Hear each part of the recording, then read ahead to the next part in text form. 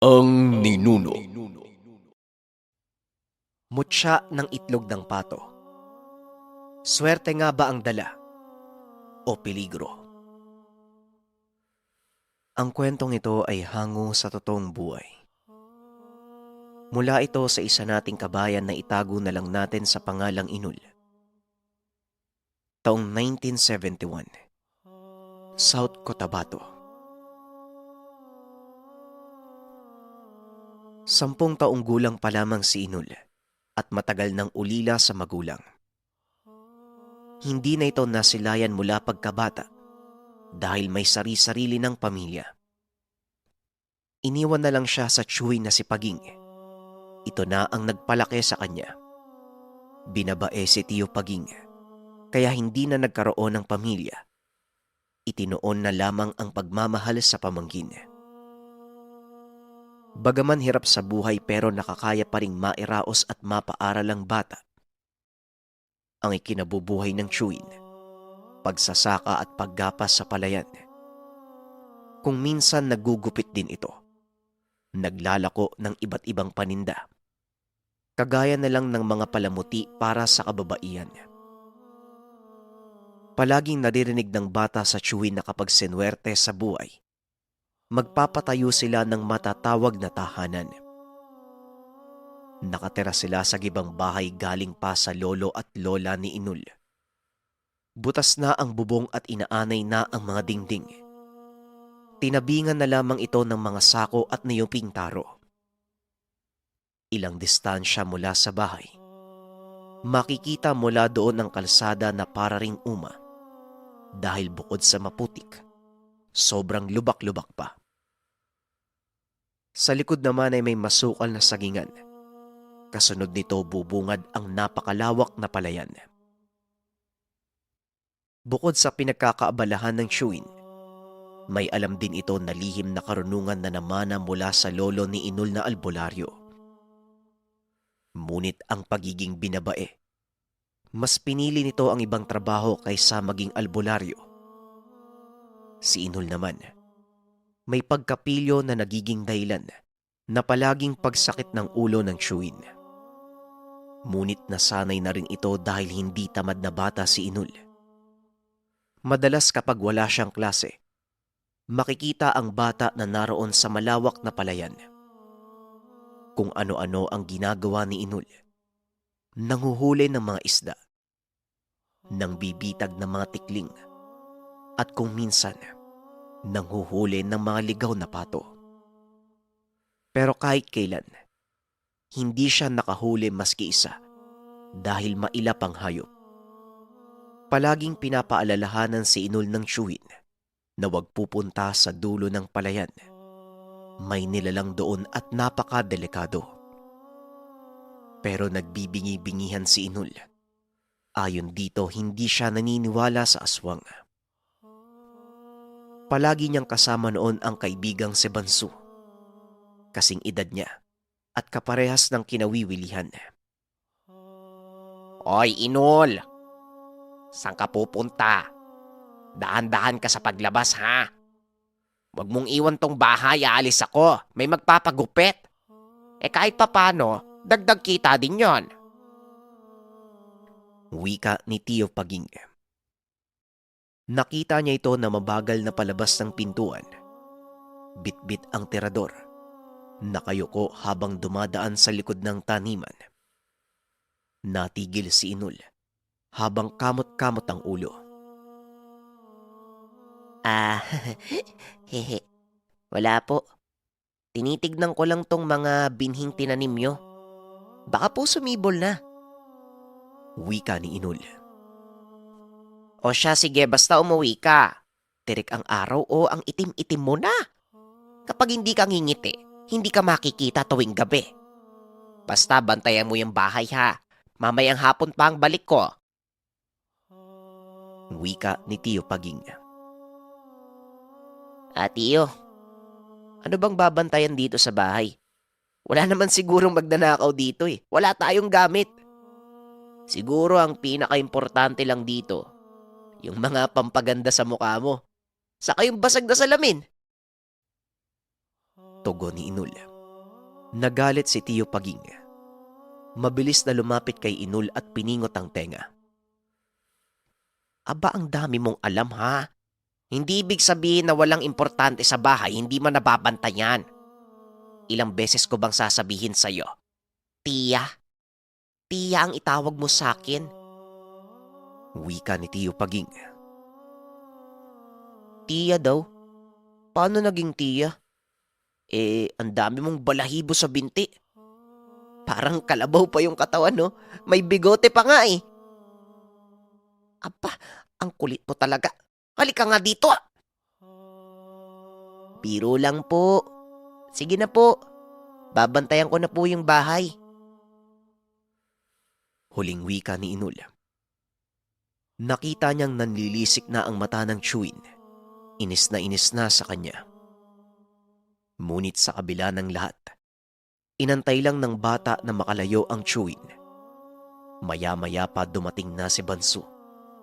Kagad namang sumirit ng takbo sa palayan ng dalawa. Natanong naman ng kaibigan kung bakit natagalan si Inul. Sinabi naman ng bata, inantay niya pa ang Chewin na makaalis.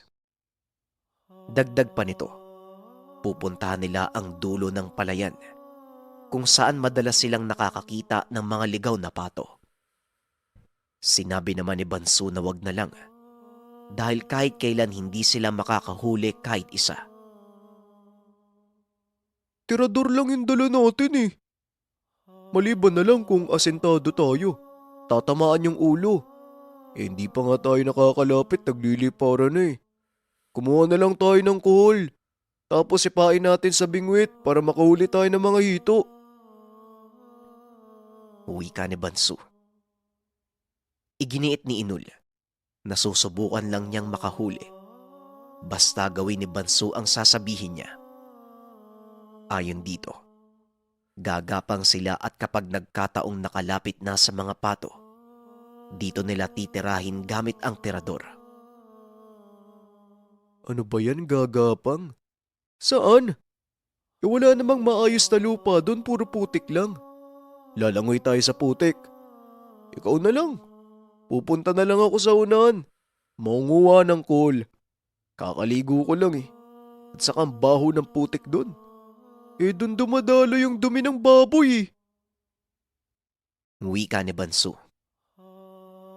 Bahala ka. Hindi naman ata putik ang kinakatakutan mo eh. Yung kababalagan doon sa lugar ano?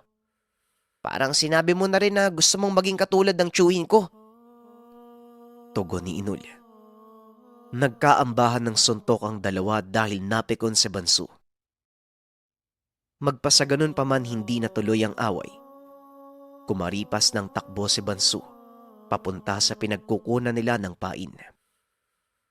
Habang si Inul naman, nagbuntong hininga at sumigaw na duwag si Bansu. Anak ng tikling naman oh. Akala ko sasama yun eh. Ako na lang tuloy mag-isa yung pupunta. Bahala na nga. Hindi naman totoo yung mga aswang na yan eh.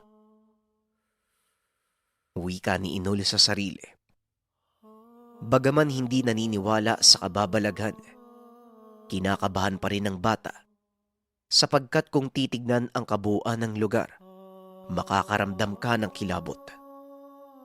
Medyo madilim noon, malaki ang mga puno sa lugar. Naglalakihan din ang mga ugat nito. Pawis na ang bata. Nasa bulsa ni Inul ang mga bato na pambala sa tirador. Kabado man, nawala ito nang makita ang napakaraming pato na nagliparan sa ibabaw. Doon ito papunta sa dulo, kaya sabik na sabik ang bata na makakuha kahit isa lang.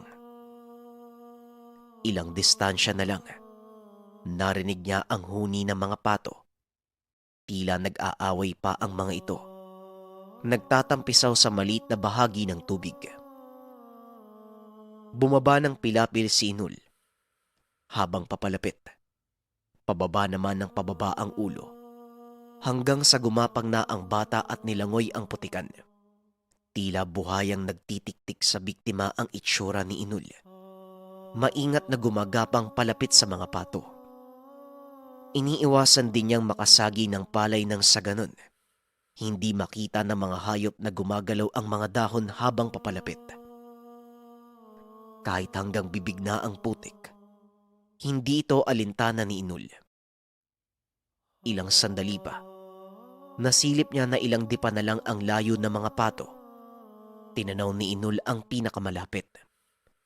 Binalahan niya ang tirador. Kagad na inasinta ni Inul. Ngunit gano'n na lamang ang pagkagulat niya nang biglang may kumalabog kasabay nito ang pagliparan ng mga pato. Galit na galit si Inul. Mabilis na bumalikwas. Tinanaw kung sino ang bumugaw sa mga pato. Wala siyang nakita sa lugar. Napakapayapa. Walang katao-tao maliban sa kanya. Inisip niyang baka nagtatago lang ito sa mga damo. Kaya nag-antay pa ang bata na baka may lumabas. Maya-maya pa, nakarinig siya ng mga kaluskos. Naroon ito sa tawid ng lunangan, sa bandang ilalim ng mga malalaking puno.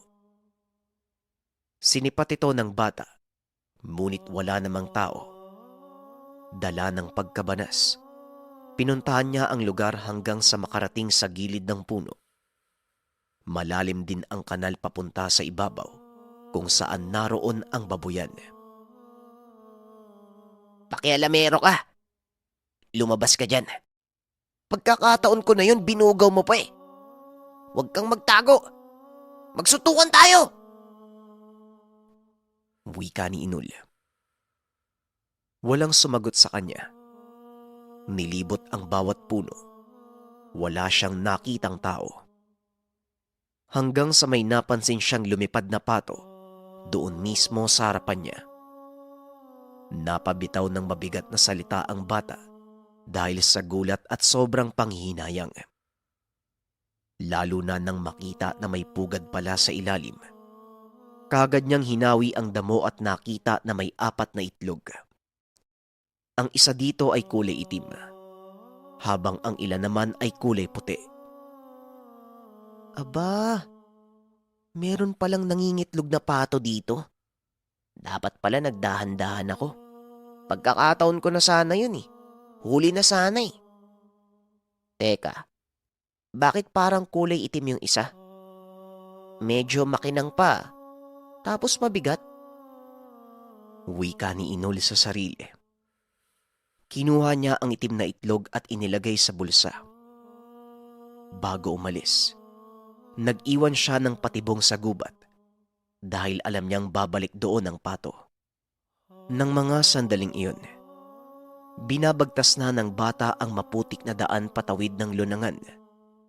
Ngunit bigla na lang nakarinig ng kakaibang ungol si Inul. Kasunod nito ang tila galit na aso. Mabilis na sinipat ng bata kung ano ito. Hanggang sa gano'n na lang ang panlalaki ng mga mata nang makakita ng ubod na pangit ng nilalang. Hindi niya maipaliwanag ang itsura, tao ang postura, ubod ng itim. Nakadapa pa ito sa ugat habang nakatitig sa kanya. Halos mabaliw ang bata kakatakbo. Kung saan-saan na lang ito dumadaan. Hindi na alintana kung gaano pa kalalim ang putik. Kahit madapa makalis lamang ng lugar. Para siyang hinabol ng aso na hindi man lang nakaramdam ng pagod. Hindi lumingon sa likod. Kagad sumirit ng takbo hanggang sa makalayo. Nang matiyak ang kaligtasan, dito pa lang siya nakaramdam ng matinding pagod. Nanlabo ang paningin. Malakas ang kabog ng dibdib at hinabol ang hinga.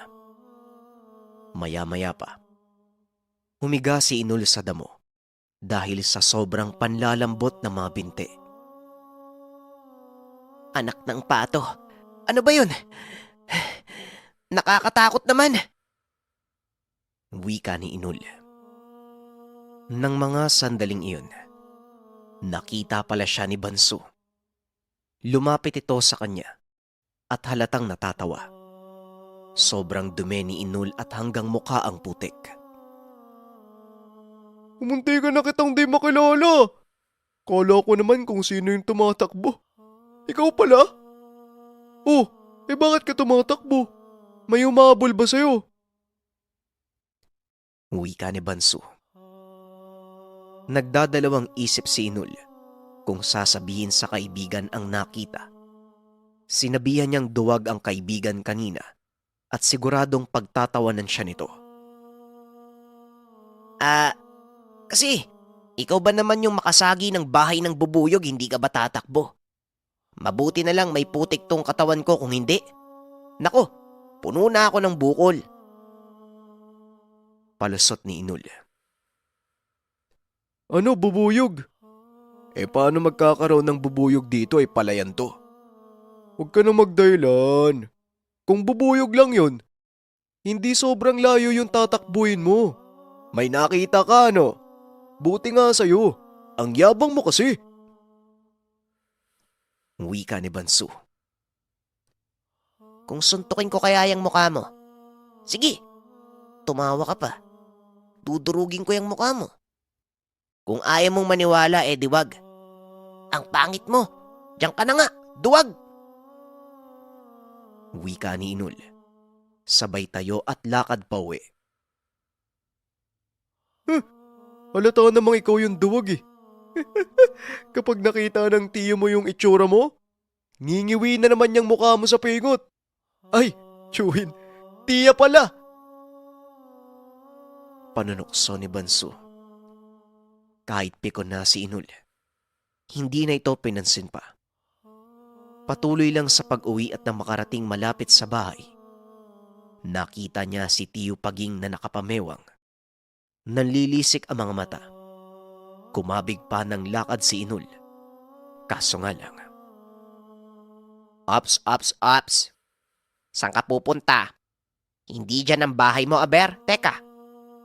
Pumarinig ka nga. Di ba ang sabi ko sa'yo, bantayan mo ang bahay? Yung ulam natin, kinain ng mga aso. Itong batang to. Sandali, huwag kang tatakbo. Alam mo namang maliit yang hakbang mo. Aabutan pa din kita. Wika ni Tiyo Paging. Pasensya na po, Tiyo. May pinuntahan lang po ako. Nadulas nga po ako sa pilapil eh. Aray ko po, aray. Masakit po yan. Tugon ni Inul. Kung ano man ang pinuntahan mo, wala akong pake. Anong uulamin natin mamayang gabi? At saka huwag ka nga magsinungaling. Kung nadulas ka sa pilapil, hindi ganyan kalala ang putik sa katawan mo. Pati bunganga mo, may lamang putik, ano ba yan? Nadulas tapos kumain ka ng lupa. Maligo ka nga. Kung hindi lang talaga kita pamangkin, ay naku, sumasakit ang ulo ko sa iyo. Wika ni Tiyo Paging. Tumakbo si Inul papunta sa poso. Nasa likuran lang ito ng tahanan. Pagubad niya ng salawal, nalaglag ang itim na itlog. Nagtataka ang bata sapagkat hindi man lang ito nabasag. Imposibleng hindi ito mabiyak dahil sa semento nalaglag. Sa halip ay parang bolang tumalbog at gumulong pa ng kaunti sa lupa. Dahil sa pagkataranta, kinuha na lang ito ni Inul at pinatong sa lagayan ng sabon. Matapos maligo, tinago niya ang itlog sa ilalim ng higaan. Katre ito na may tambak na mga telang hindi ginagamit. Kinagabihan, hindi nakatulog si Inul. Hindi nawawala sa isipan ng bata kung totoo nga ba ang nagpakita sa kanya kanina. Nakaigalang ang bata, paikot-ikot, ngunit hindi pa rin siya talaga makatulog. Samantala, bigla namang nagising ang tiyo. Gumalaw ito na tila may pinapakiramdaman sa labas.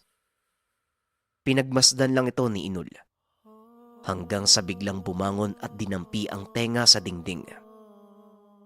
Maya-maya pa, nakita niya na naging seryoso ang mukha ng Chewin. Panay ang bukha ng bibig, pero wala siyang naririnig na salita. Ilang segundo lang kinuha nito ang itak at lumabas ng bahay. Tila may gagawing masama dahil nakasimangot ang muka. Hanggang sa narinig ni Inul ang sigaw ng Chewin. Sinabihan niyang lumayas kung sino mang aswang ang umaaligid sa bahay. Bigla na lang kinilabutan si Inul. Mabilis siyang bumangon. Hinawi ang sako at sumilip sa labas. Nakita niya ang Chewin. Hinahampas nito ang itak sa lupa. Hindi ako natatakot sa'yo. Kung may sadya ka, magpakita ka sa akin at mag-usap tayo. Huwag kang magtatago sa dilim dahil nararamdaman kita. Gusto mo bang hindi na makauwi sa inyo? Umalis ka dito at huwag ka nang babalik. Wala kong pakialam kung kaninong bahay ang pinupunterya mo. Wika ni Tio Paging. Maya-maya pa ay kumalma ito. Halatang nagtataka ang muka. Narinig pa ni Inul ang sinabi ng Chewin habang papasok ng tahanan. Iniisip nito kung anong pakay ng aswang at bakit gano'n na lang katapang na lumapit sa lugar. Dagdag pa ng Chewin, hindi man lang alintana ng nilalang ang tangan na namana sa yumaong ama. O bakit gising ka pa? Matulog ka na. Ang lalim na ng gabi. Wika ng Tiyo habang inaasikaso ang higaan. Nang mga sandaling ito, talagang binabagabag si Inul sa kung anong nangyayari. Kaya naman kahit takot sa Chewin, napilitan siyang magtanong. Tia, ano po yun? May aswang po ba? Totoo po pala sila? Nakita niyo po sa labas? Tanong ni Inul. Tama ka. Totoo ang mga kakaibang nilalang. Meron nga lang silang iba't ibang lahi. Ilang beses ko na bang sinabi sa'yo na ang lolo mo ay manggagamot? Naman ako ang katangian na yon. Hindi ko nga lang ginagamit. Kasi nga 'di ba? Tiya mo ko. Hindi ko tinahak ang landas ng pagiging albularyo. Pero ang ipinagtataka ko, bakit nakarating dito yung aswang na yon? Wika ni Tio Paging. Ano po bang klase yung aswang na yun? Tanong ni Inul. Aba, bakit parang interesado ka? Di ba hindi ka naniniwala sa aswang? Kahit anong babala pa nga yung sinasabi ko sa'yo, hindi ka nakikinig. Agita. Agita ang nakita ko. Kaya agita ang bansag dahil napagkakamalan silang agta. Pero aswang pala. Isang uri ng nilalang na naninirahan sa gubat at walang kasarian. Matulog ka na nga dyan. Walang silbi yung mga sasabihin ko sa'yo. Matigas naman ang ulo mo. Wika ng Tiyo. Gusto mang sabihin ni Inul ang naranasan, pero ang kinakatakot niya, baka pagkatapos nun ay pagalitan siya ng Chewin. Kaya kahit naniniwala siya sa mga nilalang, pinili niya pa ring ilihim ito. Ganon din ang nakuha niya na kakaibang bagay. Hindi niya sinabi kay Tio Paging. Kinabukasan, maagang umalis ang Chewin. Ngunit bago siya tuluyang umalis, naglibot muna ito sa tahanan at may kung anong ginawa. Nakita ni Inul na bumubuka ang bibig ng Chewin at dumudura kung saan-saan. At tila kinakahig pa sa lupa ang mga paa. Hindi niya maintindihan dahil mukha itong nawawala sa tamang pag-iisip. Nanatili naman sa tahanan si Inul.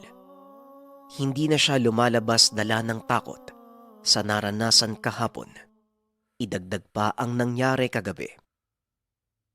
Nang mabagot si Inul ay kinuha niya ang itlog. Itinapat sa liwanag ng araw at sinuri kung ano ang laman. Purong itim lamang. Naisipan niyang biyakin. Nang ipukpok niya sa semento, hindi nabibiyak ang itlog at hindi rin nagkaroon ng lamat. Kumuha siya ng itak at hinataw ang itlog, pero hindi pa rin nabiyak. Kaya naman hinampas niya ito sa semento. Ngunit ganun pa rin. Walang nangyari. Kahit kaunting gasgas ay wala. Sa murang edad na isip ng bata na parang nababaliw siya. Ngunit ang tanong, bakit hindi nababasag ang itlog? Hanggang sa natawa na lang ang bata at sinabi sa sarili, baka bato ang nakuha at hindi itlog ng pato. Imbes na itapon, muli niyang itinago ang itlog. Maraming araw ang lumipas habang nasa paaralan si Inul. Narinig niya ang shuwi na tila sineswerte sila sa buhay. Madalas na siyang may parokyano, hindi lang sa panggugupit, kung hindi pati na rin sa pagpapaganda ng mga kababaihan.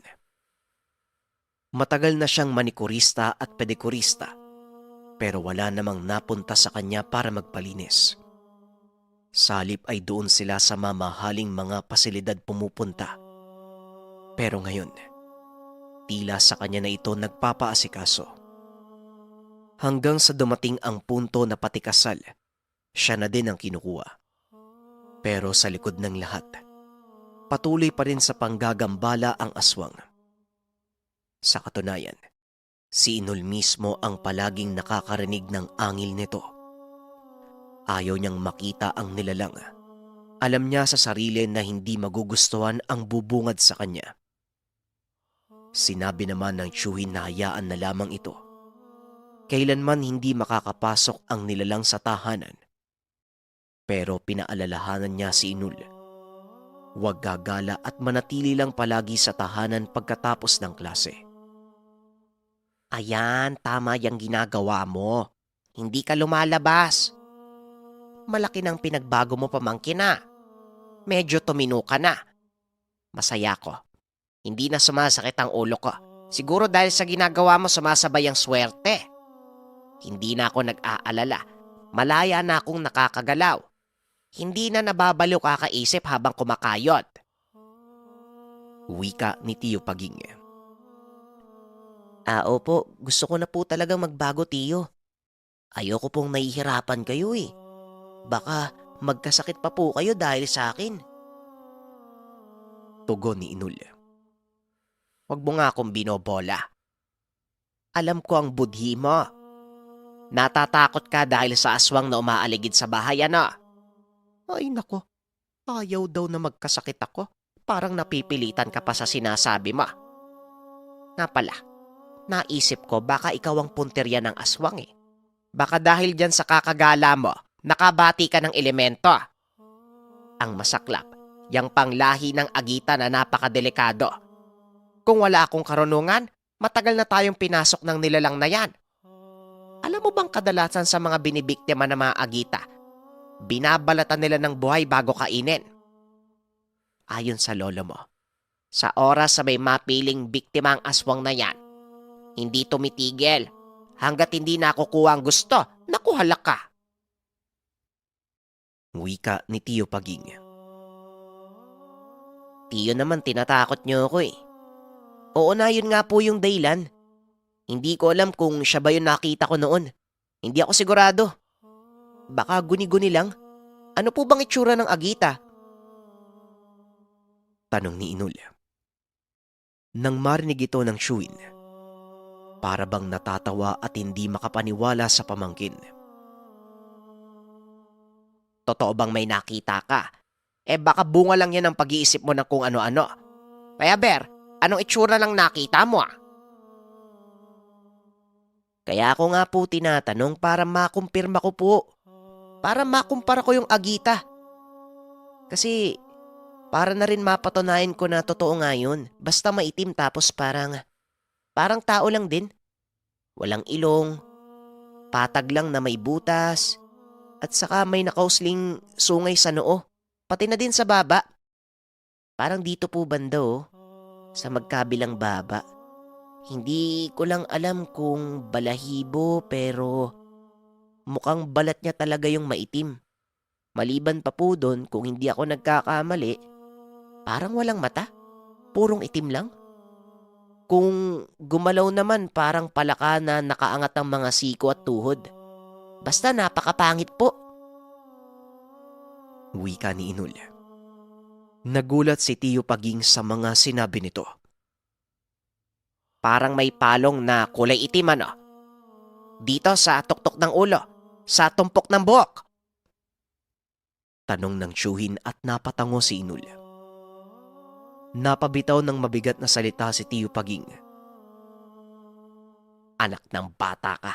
Agita nga ang nakita mo. Saan mo nakita? Sabihin mo sa akin. Doon sa dulo ng palayan? Doon ano? Magsalita ka. Magsalita kang pilyong bata ka. Tanong ni Tio Paging. Teka lang po. Opo, magsasalita naman po ako. Tinatakot niyo ako eh. Ang sama po ng tingin niyo. Para kayong papatay ng tao eh. Opo, doon nga. Gusto ko pong makakuha kahit isang ligaw na pato lang. Oy, Tiyo, kumalma po kayo. Huwag niyo po akong tignan ng ganyan. Tatakbo ako. Tugon ni Inul. Maluha-luha ang bata ng mga sandaling iyon. Talagang gigil na gigil si Tio Paging. Ayon sa Tio, hindi pa siya sigurado nung una kung ano ba talaga ang dahilan ng pagbisita ng Agita. Inakala niyang baka dahil lang sa kapitbahay. May ilang kapitbahay naman sa lugar, kaya hindi natumbok kung alin sa mga ito ang pakay ng nilalang. Dagdag pa nito, isa lang ang dahilan. Nagambala ni Inul ang nilalang at maaring may nakuha siyang bagay na pagmamay-ari ng Agita. Nang marinig ito ni Inul, mariin niyang itinanggi na wala. Basta lamang itong nagpakita sa kanya. Nakalimutan niya na meron siyang kinuha na itim na itlog doon sa pugad. Sinabi ko sa'yo na huwag kang pupunta doon. Ang tigas ng ulo mo. Imposibleng wala kang nakuha. Hindi kailanman lalapit sa maraming tao ang nilalang na yan. Maliban na lang kung may napakahalagang bagay ka na nakuha sa kanya. Isang uri ng mutya na kailangan sa pagpaparami nila. Walang kasarian ng Agita. Nagpaparami lang sila gamit ng isang piling mutya. Kagaya na lang ng mutya ng prutas. Basta makakain at makakapagbigay ng binhi sa katawang pangloob. Dito isisilang ang batang Agita. Sabihin mo sa akin, huwag kang magsisinungaling. Nakita ko ang paglikot ng mata mo. Ano ang kinuha mo? Wika ni Tio Paging. Meron po akong kinuha pero itlog lang po yun ng pato. Ano pong meron dun? Teka, ipapakita ko po sa inyo ah. Kakaiba nga lang po yung itlog kasi kulay itim. Tapos hindi po nababasag. Tugon ni Inul. Mabilis itong gumapang sa ilalim ng katre at kinuha ang bagay. Nang ipakita ito sa chewing, gulat na gulat si Tio Paging. Napatakip ng bibig at umiling. Animal kang bata ka. Mutya yan. Saan ka ba nakakita ng itim na itlog tapos galing sa pato? Ngayon pa lang nahawak mo na yan. Nararamdaman ko na ang lakas ng mutya. Kaya pala biglaan ang paglitaw ng Agita doon sa dulo ng palayan eh. Dahil may binabantayan itong mutya. Nagkataong naroon ka nang ilabas ito ng pato. Ngayon kinuha mo pa. Anak ng tagyawat kang bata ka, oo. Bukod pa dyan. Kaya pala ang ganda ng pakiramdam ko dito sa bahay. Sunod-sunod ang swerte na dumating. Swerte ang itlog na yan. Swerte ang dala kung sino man na magtataglay. Pero malas nga lang. Gusto itong kunin ng Agita. Wika ni Tio Paging. Dagdag pa nito, lahat ng mutsyang itlog ay swerte. Nang mga sandaling iyon halong emosyon ang naramdaman ng bata. Habang ang tiyo naman, nawala ang atensyon sa kapilyuhan ni Inul. Nalipat ito sa kasalukuyang problema. Kumpirmadong sila ang punterya ng Agita. Kaya kapag nagkamali sila ng kilos, maaaring pagkakataon na ito ng aswang. Ibalik na lang po kaya natin to, Tiyo. Bahala na kung hindi tayo balutin ng swerte. Basta malayo po tayo sa peligro. Wika ni Inul. Alam mo, natutuwa ako ha. Tama. Natutuwa ako dahil hindi ko akalain na siswertehin tayo sa buhay. Pero nang malaman ko kung saan galing, hindi ko alam kung swerte pa to o kamalasan. Dahil sa katigasan ng ulo mo, kung ano-ano ang dumadating sa buhay natin. Hindi na natin pwedeng isoli ang gamit. Dahil sa ayaw kong mawala ang swerte at isa pa, dadami ang mga aswang kapag nasa kanila yan. Huwag kang lalabas ng bahay. Lumiban ka muna ng klase. May gagawin lang ako. Wika ni Tio Paging. Hindi na tinanong pa ni Inul ang chewin. Pinili niyang manahimik dahil baka mapukaw na naman ang pagkabanas nito. Alam niya naman sa sarili kung gaano kabangis ang mukha ng chewin kapag galit. Hindi na pumasok ng paaralan ang bata. Umabot pa ng 3 araw kaya napilitan ng bumisita ang guro at natanong kung ano ang nangyayari. Ang dahilan ni Tio Paging, madalas sumasakit ang tiyan ng bata kaya hindi na muna pinapapasok.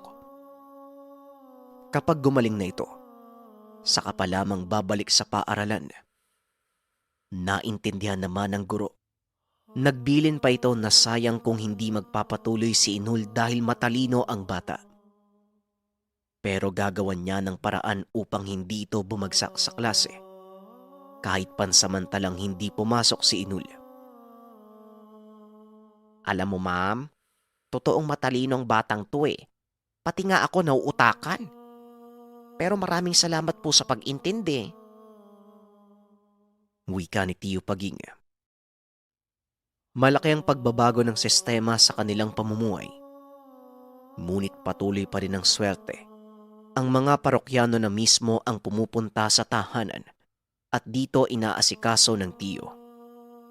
Ngunit tuwing umaga, sa paglabas ng sinag ng araw wala ang chewin sa bahay.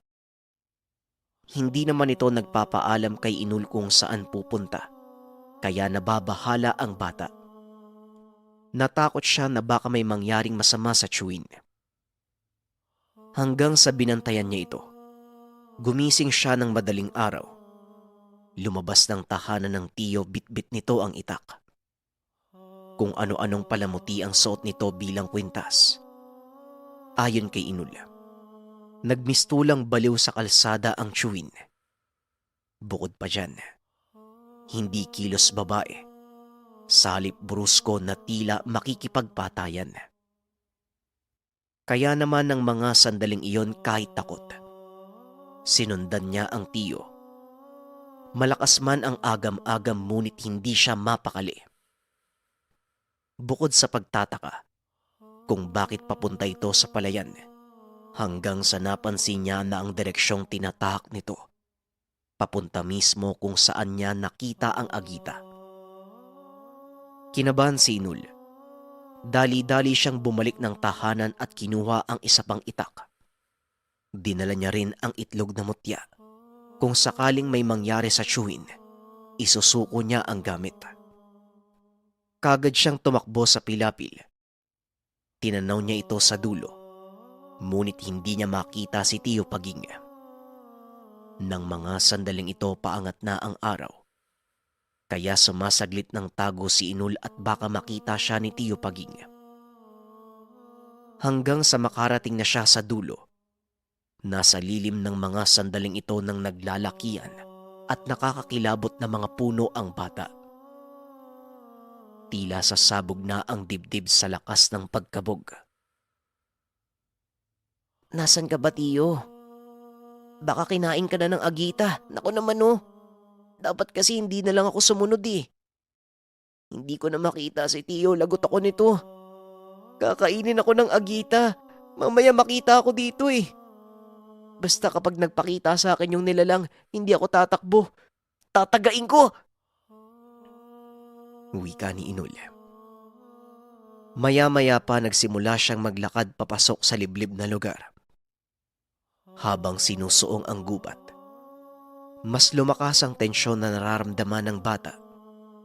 Makarinig lang ng kaunting kaluskos, Nakaumang kagad ang itak at inaamba sa hindi malamang direksyon. Kasabay nito, paulit-ulit ang pagbanggit ng bata ng Ave Maria. Maya-maya pa bigla na lang may humila sa kamay. Tinakpan ang bibig ni Inul, kaya hindi nakasigaw ang bata. Pag-angat niya ng tingin ay nakita niya si Tio Paging. Anak ng tagyawat, ano bang ginagawa mo dito? Magpapakamatay ka ba? Teka, may dala ka pang itak. At itong itlog, bakit mo dinala yan? Huwag kang sisigaw. Nakita mo yung nasa unahan. May 2 aswang na nakatago sa puno. Tignan mong maigi. Aakalain mong parte ng puno. Wika ni Tio Paging. Hindi po ako makahinga, Tiyo. Aray, paano po ako magsasalita? Tinatakpan niyo po yung bibig ko. Tugon ni Inul. Ay oo nga pala, pasensya ka na. Dito ka lang sa tabi. Huwag kang gagalaw. Huwag kang hihiwalay sa akin. Hanggat nasa tabi kita, hindi ka makikita ng 2 yan. Wika ni Tio Paging. Pwede niyo naman po akong tawagin eh. Bakit niyo po ako dinakma? Akala ko tuloy aswang na. Nasaan po ba? Wala naman eh. Kahoy lang po yan. Naihipa ako sa salawal. Naku naman oh. Tugon ni Inul. Ang sarap po talagang batukang bata ka. Huwag na nga lang. Bakit ka pa kasi nagpunta dito ah? Tapos dala mo pa yan. Animal kang bata ka. Kasi po natatakot po ako para sa inyo eh. Sumunod po ako dito pero dala ko to. Para kung sakali may mangyari, isusuko na lang po natin. At saka ano bang gagawin nyo dito? Alam nyo ba, halos may matay na ako sa sobrang takot. Tanong ni Inul. Ang sabi naman ni Tio Paging, napasubo na sa laban. Tutugisin niya na lang ang agita, pero hindi niya inaasahan na 2 ang bilang nito. Dagdag pa ng Shuin, ang agita ay nagtatago sa mga puno kapag araw. At kung wala kang alam, hindi mo ito makikita. Pasensya na po. Huwag na po kasi kayong sumimangot. Mas lalo po ako natatakot eh. Wika ni Inul. Huwag ka na nga maingay, pinapalala mo yung sitwasyon. Hindi tuloy ako makagalaw. Pagkakataon ko na sana. Dahil nakita ko na kung nasaan eh. Sa unahan ng punong yan. Kung hindi ako nagkakamali, doon ang bahay ng nilalang. Wika ni Tio Paging. Sa pagpapatuloy nito, kaya sa umaga niya tinutugis ang mga nilalang. Dahil ayon sa lolo ni Inul, ito ang oras na uhupa pa lamang ang pagiging mabangis ng aswang. Malakas ito tuwing gabi, lalo na kapag takip silim. Kung tutuusin ay para itong engkanto, pero nakakasama sa realidad. Hindi katulad ng mga lamang lupa na nabibilang sa ibang dimensyon. Hindi ko po talaga makita at saka, ito lang po ba? Magtatago na lang po ba tayo dito? Ang katipo ng bigote nyo eh. Wika ni Inul. Hindi na nagsalita pa si Tio Paging. Kinalabit si Inul at nagudyat ng kamay. Ang ibig sabihin ay lumipat ng pwesto ang bata. Pero maingat at gagapang papunta sa isang puno. Paulit-ulit na nagsenyas ang tiyo. Nakakunot lang ang mukha ng bata. Pwede naman po kayo magsalita. Parang sundalo, gagapang pa. Teka, baka makita ako eh. Di ba ang sabi nyo, huwag akong lalayo? Wika ni Inul. Anak naman ng pot. Basta gawin mo na lang. Ang dami mong tanong. Wika ni Tio Paging. Maya-maya pa nagbuntong hininga si Inul. Gumapang sa lupa at lumipat sa kabilang puno. Kitang-kita ang pagkataranta ng bata. Tila maiiyak. sapagkat ramdam ni Inul ang tensyon sa lugar. Sige, magpakita ka na. Pero wag kang gagalaw. Napalunok ng laway si Inul sa sinabi ng tiyo. Hindi niya alam kung tama ba ang sinasabi nito. Sa isip niya, ipapain siya sa Agita. Sabihin nyo na lang po dati pa na gusto nyo akong patayin kasi matigas po yung ulo ko. Hindi po yung idadaan nyo sa ibang paraan. Ipapapatay niyo po ko sa aswang eh. Wika ni Inul. Napapikit na lang ng mata si Tiyo Paging. Gigil na gigil. Gustong sakta ng bata. Ikaw, ang dami mong sinasabi. Basta sundin mo na lang ako para makaligtas tayo. Wika ni Tiyo Paging. Nang mga sandaling ito ay naiiyak na si Inul. Tila ba namamaalam na sa buhay. Sinabi pa ng bata na gagawin niya ang lahat para sa ikabubuti ng Chewing. Nagpasalamat pa ito dahil pinalaki siya ng maayos. Paglitaw ni Inul, bigla na lang nagkalabugan ang puno. Nang mga sandaling ito, unti-unting nakikita ni Inul ang dalawang nilalang. Papalapit ito sa kanya. Palakas ng palakas ang pag-iyak ng bata. Nang makita na ilang dipa na lang ang layo ng nilalang, pinikit nito ang mga mata at nanalangin. Nang magkaroon ng pagkakataon si Tiyo Paging, mabilis siyang bumalikwas sabay taga at tinamaan ang isang agita. Dahil sa nailagay na usal, humiwalay ang ulo nito sa katawan. Nangisay ang aswang at natumba sa lupa, binawian ng buhay. Samantalang yung isa naman ay biglang tumakas. Sinubukan pa itong tagain ni Tiyo Paging. Baka naroon lang ito sa ibang direksyon at gumawa ng sabulag. Pero wala. Nakita niya ang paghawi ng mga damo. Indikasyon na lumayo na ang nilalang. Napatay din natin yung isa. Hindi lang ako sigurado kung meron pang kasamang iba bukod dun sa tumakas. Bakit ka umiiyak? Basang-basa pa yung salawal mo. Hindi kita papatayin at hindi kita pinapain sa nilalang. Kahit ganyan kakapilyo, hindi kita papabayaan. Napakadrama nito. Ginawa ko lang yon para malin lang ang aswang. Kapag nagtago sa puno, mahirap silang patayin. Wala eh. Kapag ako nagpakita, malamang hindi sila magpapakita, matatakot sa akin. Wika ni Tiyo Paging. Binuka ni Inul ang mga mata, pero hindi tumigil sa kakaiyak. Magpasaganon pa man na wala na ang takot ng bata. Pero ngayon, napalitan ng pagtatampo. Akala ko mamamatay na ako eh.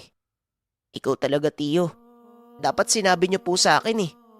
Para po mapagandaan ko para hindi ako matakot. Kaya niyo pong ilagay sa peligro yung buhay ko eh. Kaya wag niyo po sabihin na hindi mo ako papatayin. Nilagay niyo po sa peligro yung buhay ko eh. Hindi niyo na po ako iniisip. Paano kung di niyo ako naligtas? Ay sus, napakadrama mo ah. Sa ngayon, ilibing natin tong bangkay. Baka may makakitang iba at magkagulo pa sa lugar. Sa susunod ko na iisipin yung agitan na nakatakas. Pero nakakasigurado ako, gagawa yun ng paraan para makapagigante. Ang hindi ko lang alam, kung kakayanin pa ng poder na nilagay ko sa bahay, siguradong hahanap yun ng ibang paraan. Wika ni Tiyo Paging. Hindi tumulong si Inul sa paglibing. Pumunta kaagad ang bata sa pilapil. May maliit na sapa doon at naglinis ng katawan. Bagaman inis na inis ang bata, nakatanaw ang Chewin sa hindi kalayuan na tila nang aasar pa. Maya-maya pa, galit pa rin ang itsura ni Inul habang pauwi ng tahanan. Nang mga sandaling iyon tirik na ang araw, sinabi ni Tiyo Paging, magmadali na, dahil baka may parokyano nang nag-aantay sa bahay. Pero hindi kumibo si Inul. Sa halip na natiling tahimik habang nakasimangot ang muka. Huwag mo masyadong damdamin, Inol. Hindi ko pababayaan na may mangyari sa'yo. Ay sa tingin mo ba, ginawa kitang pain para sa wala? Kahit dampi, hindi makakahawak sa'yo yung aswang. Alam ko ang ginagawa ko, Inol. Malaki ang tiwala ko sa tangang naman ako sa lolo mo. Kung hindi ako kampante, hindi ko gagawin yon. Huwag ka nang sumimangot dyan. Wika ni Tio Paging. Nanatiling tahimik si Inul. Maraming parokyano ang nag-aantay. Nagpalusot na lamang si Tio Paging na may inasikaso sa uma. Isa-isa niyang inasikaso ang mga nag-aantay. Samantalang si Inul naman, nagmukmok sa katre habang nakatalokbong ng kumot. Inabot na ng dilim. Nanatiling nakatago sa kumot ang bata. Hanggang sa nilapitan ito ng tiyuhin at hinawakan. Nataranta si Tio Paging dahil ang taas ng lagnat ni Inul. Kagad niya itong binigyan ng mga halamang gamot na mabisa sa lagnat. Hindi pa rin nagsasalita si Inul. Natutulog lang ang bata ngunit sa pagkakataong ito, humupa na ang lagnat. Maya-maya pa habang abala sa abuhan, napansin ng tiyuhin na tila may kakaiba sa lugar. Hindi naman ito bago sa kanya. Alam niya na may aswang sa malapit. Pero sa pagkakataong ito, hindi siya nagpakampante. Natatakot siya na baka puwersahang pumasok ang nilalang. Lalo na't namatayan ito ng kauri at naghihigante. Kagad na pumasok ng bahay ang tiyuhin. Tulog pa rin si Inul. Hinanda niya ang itak. Sinarado ang pintuan at mga bintana. Dinagdagan ng harang ang mga bahagi ng tahanan na sako lamang ang tabing. Hanggang sa nakarinig siya ng mahinang sitsit, kaluskos, at nagsimula ng tumahol ang aso ng kapitbahay. Ngunit nagtaka si Tio Paging dahil nasa magkabilang banda ng tahanan ang mga nakakakilabot na huni. Nababahala ang tiyuhin. Alam niya sa sarili na hindi lang nag-iisa ang agita na nasa labas. Tama nga siya ng hinala. May kasama pa ito bukod sa napatay. Hindi lang 2, 4 ang nararamdaman niyang agita sa labas. Sa pagkakataong ito, napalitan ng pag-aalala ang malakas na tiwala nito sa sarili. Habang hinahalikan ang bote na may lamang himag at mutya ng sinukuan, nagsimula ng mag-usal ang tiyuhin. Iba't ibang uri ng pangtaboy, tigalpo, pati na din ang bakod. Ngunit hindi pa rin umaalis ang mga nilalang. Sa halip ay palapit ito ng palapit sa tahanan. Sabi ko na nga ba, hahanap sila ng paraan para sa poder. Sige, kung matapang talaga kayo, subukan yung pumasok. Magkamatayan na tayo! Wika ni Tio Paging. Dahil dito nagising ang bata. Pupungas-pungas ang mga mata. Akma sanang sisilip sa bintana para malaman ang nangyayari sa labas ng tahanan. Hoy, huwag mong bubuksan ang bintana. Diyan ka lang sa higaan mo. Wika ni Tio Paging. Huwag yun na nga po kung pinagsasabihan. Hayaan mo ako sa gusto ko. Wala ka namang malasakit sa akin eh. Wika ni Inul. Anak ng put, makinig ka. Sige, sumilip ka. Nang kunin yung ulo mo palabas. Hindi mo ba naririnig yung tunog? Sige, ipagpatuloy mo yung garbo mo nang mamatay ka. Nagmatigas pa rin si Inul. Tuluyang binuksan ang bintana at pagkadungaw niya. Nanigas ang buong katawan na may bumungad mismo sa harapan. Nakalapit ang mukha ng nilalang sa kanya. Naluha si Inul. Mas nilapit pa ng aswang ang muka. Bumuka ang bibig nito na tila sawa. Hanggang tenga ang bibig. May maliliit pero matutulis na ngipin. Nataranta si Tio Paging. Kapag may ginawa siyang hindi maganda, maaaring sakmalin bigla ang pamangkin. Kaya naman bumuelo ng paglundag ang Chewin, sabay hablot sa bata at sipa sa bintana. Habang si Inul naman, nakatulala lang na tila nawawala na sa tamang pag-iisip. Nanginginig ang katawan at halatang nangingilabot. Tinapik ng tiyuhin ang mukha ng bata upang matauhan. Hanggang sa umatungal ng pag-iyak si Inul at mabilis na sumuksok sa ilalim ng katre. Yan ang napapala mo. Napakatigas ng ulo mo. Diyan ka lang. Huwag kang lalabas. Wika ni Tio Pading. Sa pagkakataong ito, bagaman galit ang bata, wala na din siyang nagawa kung hindi kausapin na lang ang Chewin. Sinabi ni Inul na isoli na lang ang itlog, nang sa ganun tumigil na sa panggagambala ang mga aswang. Nababaliw ka na ba? Ang sabi ko sa'yo hindi pwede. Mas lalong dadami ang lahi ng mga agita. At kahit isoli mo yan, hindi na sila titigil. Dahil hindi importante sa kanila ang itlog. Dahil namatayan sila. Hindi sila nandito para dyan. Nandito sila para makapagigante. Wika ni Tio Paging. Bakit niyo po kasi pinatay, Tiyo eh? Sana hindi na po umabot sa ganito. Ikaw po yung may kasalanan eh. Paano na po yan? Ano pong gagawin natin? Tanong ni Inul. Sabihin na nating ako nga ang pumatay. Pero sino ang nagdala ng itlog dito? Sa tingin mo, hahantong sa ganito kung hindi ka nagmatigas at ubod ng pilya. Kung ano man ang napagpasyahan ko, tama yon dahil yon ang dapat. Masamang aswang ang mga yan. At bilang kaanak ng albularyo, dapat may gawin ako. Kahit labag man sa kaloob ko na maging manggagamot. Teka, bakit ka ba nakikipagtalo? Linte, huwag mo nga akong sagot-sagutin. Wika ni Tio Paging. Magsasalita pa sana ang bata, ngunit may kumalabog sa bandang kusina. Nanlaki ang mga mata ni Tio Paging, maging si Inul nang bumungad ang dalawang aswang. Kagad na inumang ng tiyuhin ang itak. Inambahan ng taga ang mga aswang. Samantala, kumalampag naman ang bintana sa gilid ni Inul. Tila sapilitan itong binubuksan. Kaya dito na lumabas ng katre ang bata at kumuha ng itak. Talikuran sila ng tiyuhin. Parehong nakahanda sa anumang mangyayari hanggang sa umangil ang isa sa mga agita.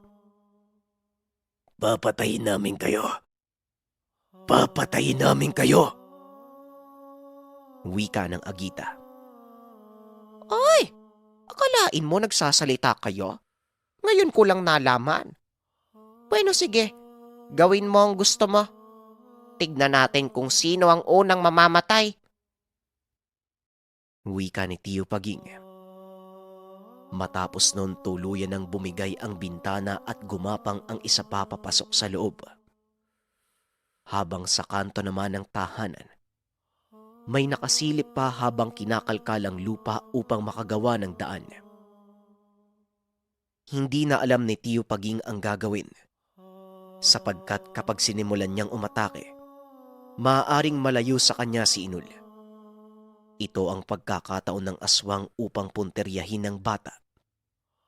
Kaya naman dahan-dahan niyang tinulak si Inul papalapit sa pintuan.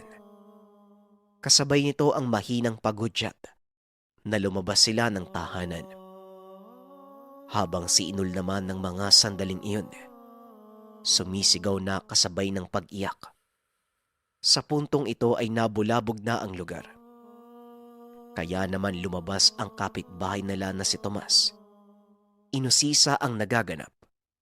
Ngunit nang makita sa bintana ang mga aswang, tumakbo ito pabalik ng tahanan habang sumisigaw ng tulong. Nakabalik siya kagad, pero kasama na ang anak na si Julio. Bitbit ng mga ito ang itak at meron din silang dalang sulo. Sumisigaw ang mga tao sa labas ng tahanan. Sumagot naman sila Inul, ngunit hindi naman pumasok ang mag-ama. Nanatili sila sa labas ng tahanan. Lalo na nang makita ang aswang sa bintana. Nagdadalawang isip ang mga ito na rumesponde, kaya pinaghampas na lang ng mag-ama ang dingding ng tahanan. Nang mawala ang atensyon ng mga aswang kay Inul at Paging, dito mabilis na tinulak ni Tio Paging ang pamangkin, kaya nakalabas na ng bahay ang bata. Naiwan si Tio Paging sa loob. Nahawakan siya ng isa sa mga aswang. Hanggang sa nakarinig si Inul ng ungol ng aswang at sigaw ni Tio Paging na tila galit na galit. Maya-maya pa, tumagos bigla ang isang aswang sa bahaging tinabunan lang ng sako. Nagwawala ito at inaambahan ang mga tao na lumalapit sa kanya. Kaya naman nagtakbuhan ang mga ito palayo sa lugar. Naiwan si Inul. Natataranta ang bata. Ipinakita niya ang mutsyang itlog at sinabing isosoli na lamang ito. Hindi yan ang kailangan namin. Namatayan kami. Kaya yun din dapat ang mangyari sa inyo. Wika ng isang agita na nasa labas ng bahay. Lumapit ito kay Inul at hinablot ang bata. Kinaladkad papunta sa sagingan. Paulit-ulit na sumigaw si Inul. Hanggang sa narinig ito ni Tio Paging habang nakikipagbuno sa mga aswang sa loob ng bahay. Giniba ng tiyuhin ang dingding. Kagad siyang nakalabas at mabilis na sinundan si Inul. Nakita niyang hinihila ang pamangkin.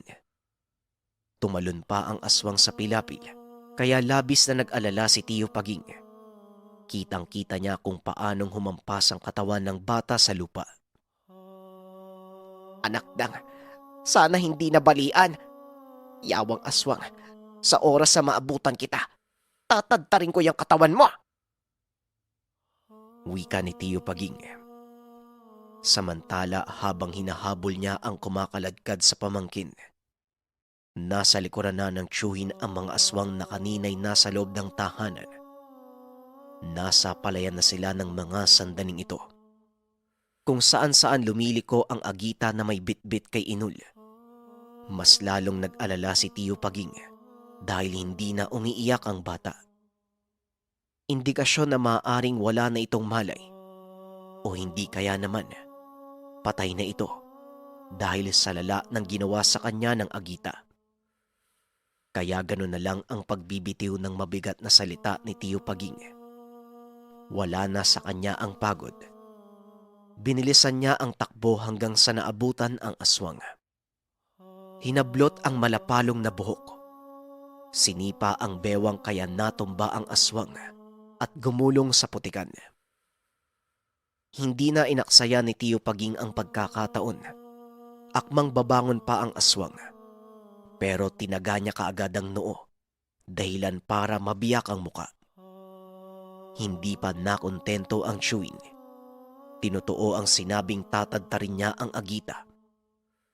Patuloy lang sa pagtaga si Tio Paging hanggang sa biglang binangga pa ng isang agita ang tiyuhin.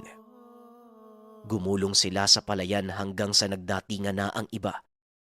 Napapalibutan na ng 3 agita si Tio Paging. Salitan ito ng pag-atake. Napapatabo na lang ng muka ang tiyuhin dahil sa magkabila ang pagtama. Marami ng sugat si Tio Paging, pero hindi ito makitaan ng panghihina. Lalo na nang makitang nakataob sa gilid ng pilapil si Inul. Nakasubsob ang muka sa putik. Indikasyon na wala ng buhay ang bata. Nagwala ang tiyuhin sabay balikwas sa putik. Paghataw ng itak, tinamaan ng isa sa panga, kaya napaatras ito at natumba sa lupa. Habang ang dalawa pa, nag-aalangan ng sumugod sa nakitang nangyari sa kasama. Kinuha ni Tio Paging ang maliit na botelya sa bulsa. Binuksan ito at ininom ang langis. Tutal wala na ang pamangking ko. Magpatayan na lang tayo. Sige, sumugod kayo. Magtawag pa kayo ng kasama niyo. Hinahamon ko kayo ng patayan. Wika ni Tio Paging. Pinagtataga niya ang dalawa. Hindi naman ito tinatamaan. Umaatras ang mga agita at mabilis na nakakalipat ng pwesto. Pero hindi tumigil si Tio Paging. Hanggang sa bigla na lang tumakbo ang isa. At yung isang naiwan, tila hindi na alam ang gagawin. Umangil ito ng malakas at bumuelo ng atake kay Tio Paging. Sinalubong naman ito ang aswang. Nang masubsobang nilalang, tinaga niya ito sa likuran. Napaangil ng malakas ang nilalang. Tinarak niya ang itak sa batok, kaya hindi na ito nakagalaw at binawian na ng buhay. Habang yung tinamaan naman sa panga, nakita ng tiyo na gumapang palapit sa bata. Mabilis niya itong pinuntahan. Tinapakan ang leeg at buong lakas sa pinugutan ng ulo. Nang mga sandaling ito, may sumunod na dalawang kalalakian. Ito yung mag-amang lumapit sa tahanan kanina habang namumuo ang tensyon. Nang maabutan ang mga nagkalat na dugo sa paligid, hindi nakapagsalita ang dalawa, lalo na nang makita ang bangkay ng 3 aswang na wala ng buhay. Teka, yung bata! Wika ni Julio. Teka, wag mo munang lapitan. Baka may nagtatago pang aswang. Ayos ka lang ba dyan, Paging? Mukhang sugatan ka. Wika ni Tomas at lumapit kay Paging. Inangat ng Chewin ang kamay at sinabing ayos lang. Kung tulong man ang pinunta nyo dito, maiging ilibing yung mga bangkay o hindi kaya naman sunugin. Baka pagkaguluhan niya ng mga tao sa lugar. Gagawa lang yan ng takot kaya pakiusap. Tulungan niyo ako. Ako nang bahala sa bata. Wika ni Tio Paging. Nagtinginan ang mag-ama. Tumango at sinunod ang sinabi ni Tio Paging. Hindi napigilang mapaiyak ni Tio. Galit na galit. Habang papalapit sa pamangkin, unti-unting bumagsak ang katawan. Nang tuluyang malapitan si Inul, kagad niyang niyakap ang katawan at sumigaw. Humingi ng tawad si Tio Paging at inaming kasalanan niya ang lahat. Habang nangyayari ito, abala ang mag-ama sa pagkuha sa mga bangkay ng aswang papunta sa kakawyan. Patuloy naman sa pagdadalamhati si Tio Paging. Pero bigla na lang gumalaw si Inul, kaya nanlaki ang mga mata ng Chewin. Kagad niyang pinukpok ang dibdib at inihipa ng bibig. Masaya siyang makita na buhay ang pamangkin. Hanggang sa bigla na lang umubo ang bata at dumilat ang mga mata. Gulat na gulat ang itsura nang makita ang mukha ni Tio Paging na malapit sa kanya. Hindi makapaniwala si Tio sa nangyari.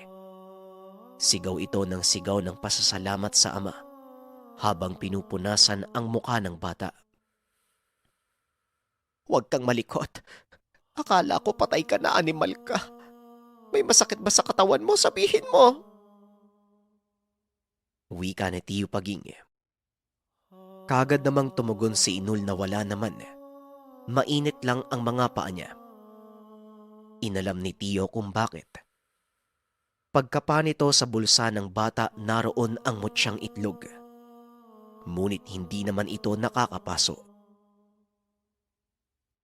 Bigla pong dumilim yung paningin ko tapos hindi ako makahinga. Parang nananaginip po. Basta maganda po yung panaginip ko eh. Mayaman na tayo, maayos na yung bahay. Pero ang init ng paa ko. Hindi ko alam, para akong nakatulog. Wika ng bata. Nanlaki mga mata ni Tio Paging. Naalala niya nung una niyang mahawakan si Inul. Hindi na pumipitik ang pulso ng bata. Isang patunay na wala na itong buhay. Pero malaking katanungan kung bakit bigla na lang itong nagising Kaya naman inisip niyang baka gawa ito ng mutya.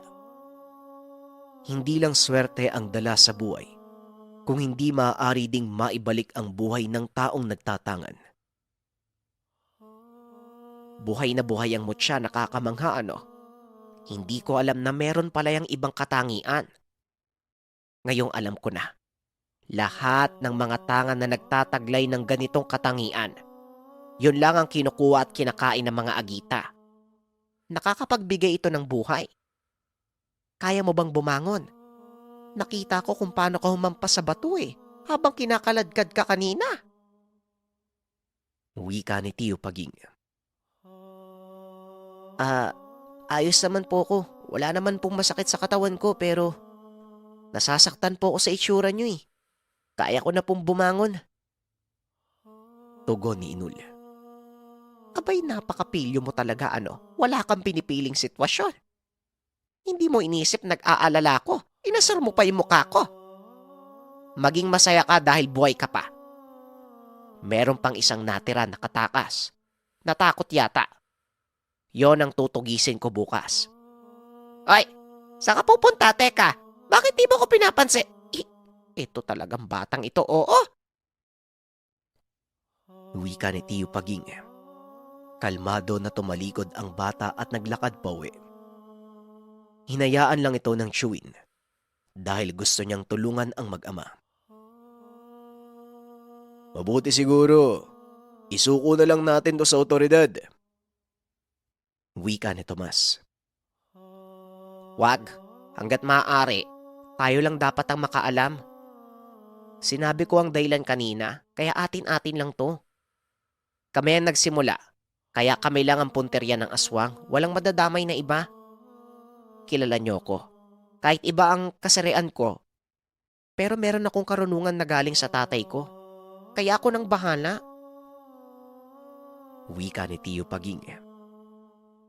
Umayon ang dalawa at sinabi, kung kailangan ng tulong ni Paging, handa silang umalalay. Nagpasalamat si Tio Paging at pagkatapos nun ay umuwi na ng tahanan. Hindi na nakatulog pa si Tio. Inayos niya ang mga nasira. Habang si Inul naman, ganun din na tila hindi pa lubusang nagkakaulirat sa buong pangyayari. Kinabukasan nagpaalam ang Chuy na aalis. Sinabi niyang wag nang sumama si Inul dahil mahahati lamang ang atensyon. Sa pagkakataong ito, kagad na tumango ang bata. Talagang hindi na ako sasama. Pero mag-iingat ka, Tiyo Nga po pala, pasensya na po kayo kahapon sa mga nasabi ko. Pasensya na po kung nagtampo ko. Mali po pala ako eh. Basta palagi niyo pong aalalahanin. Mahal ko po kayo, Tiyo. Wika ni Inul. Apo! Napapadalas ko nang naririnig yan Pagkatapos tatalikod ka. Tatakbo. Kung saan-saan maglalaro. Bueno. Alam ko naman yon. Natatakot lang ako at nag-aalala. Mahal din kita kahit pilyo ka. Wika ng Chuin. Tumalikod na ito at mabilis na naglakad papunta sa palayan. Alam ng bata na tutugisin nito ang aswang. Inantay niya ang Chuin at tanghali na ito nakabalik. Ang sabi nito, wala na ang presensya ng agita sa lugar. Sigurado siyang lumayas na ang aswang, pero hindi dapat sila magpakampante. Makalipas ang ilang araw, wala nang pagdalaw ng mga aswang sa tahanan. Umabot na sa buwan. Nanatiling payapa. Patuloy ang pagdating ng swerte sa buhay ng magtsuwin. Si Tio Paging na ang humawak sa itlog dahil delikado kapag nasa kamay ito ng bata, lalo na't wala pang karunungan at nag-aaral pa. Hindi naman nagtagal.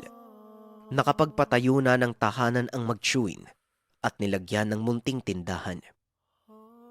Patuloy pa rin ang swerte. Hanggang sa tuluyan silang umusad sa buhay, marami silang nabiling lupain. Maganda itong taniman ng palay at iba pang mga pananim. Naging katiwala naman nila ang mag-amang si Tomas at Julio. Ngunit sa kabila ng lahat, hindi nawala sa isipan nila Inul ang karanasan. Gabi-gabi siyang dinadalaw ng bangungot.